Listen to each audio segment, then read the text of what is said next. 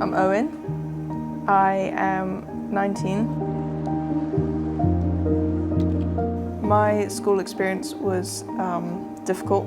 I dropped out in year 8 because I couldn't cope with the social aspect, the sensory aspect. My mental health was in a very, very dark place, and I was able to receive an EHCP, which enabled me to study both my GCSEs and A-levels entirely online, which was amazing.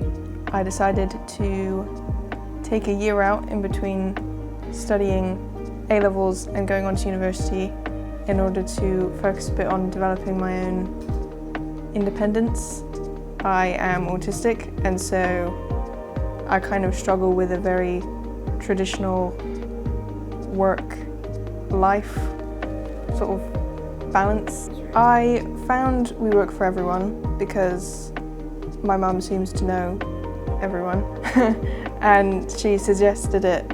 At the start it was just figuring out what we could do. We had a very rough idea that I would like to try and set up my own business. And then as things went on, I was able to create business plans. I was able to find places to go with my artwork, people to talk to. I was also able to take part in a few art courses surrounding well-being and art, which was enjoyable, not just for the art, but also because it pushed me to get outside and to get the bus into the city every week, which I wouldn't have done. I think specifically I just wanted to find a way that I could work towards employment or self-employment that fit with who I am and what I need. I'm Lucy, I'm Owen's mum.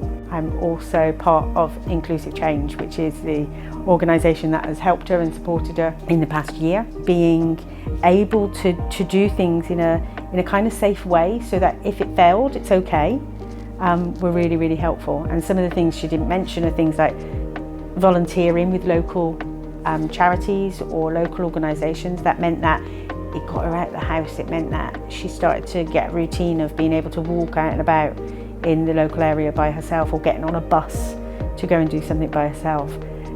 And it wasn't always about doing something with mum or dad all the time. So those kind of things are like the little steps that have been fantastic. She can now go to an event and exhibit her work and talk to people on a stall about what she does.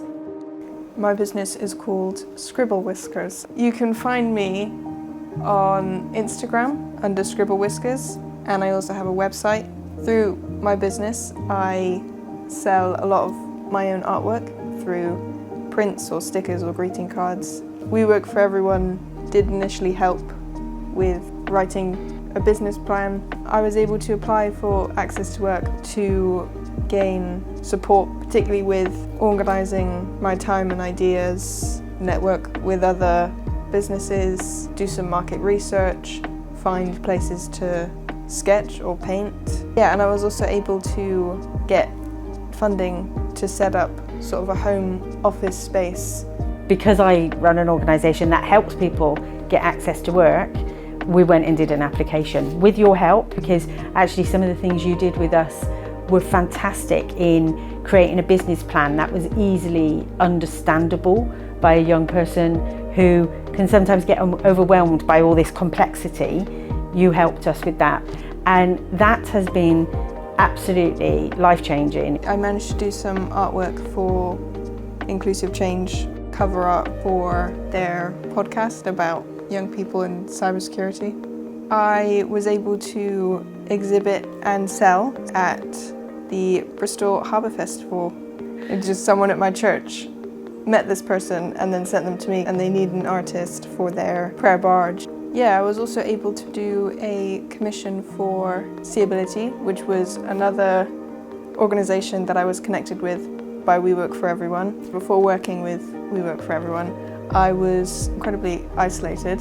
Through this time working together, it sort of pushed me to network a little bit more, reach out to different people, which put me in a peer group with other people my age.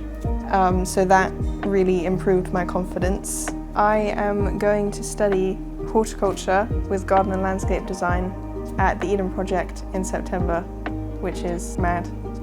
Over this past year I also was able to travel a bit on my own, which is something that I wouldn't have been able to do.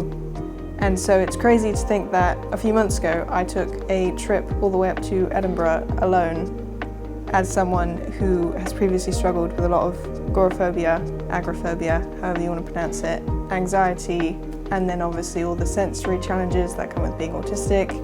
I'd say some advice I'd give to other people in my position: ask for help, just get it if you can. Even if you think you don't need it or want it or you're very uncomfortable with it, it'll be good for you.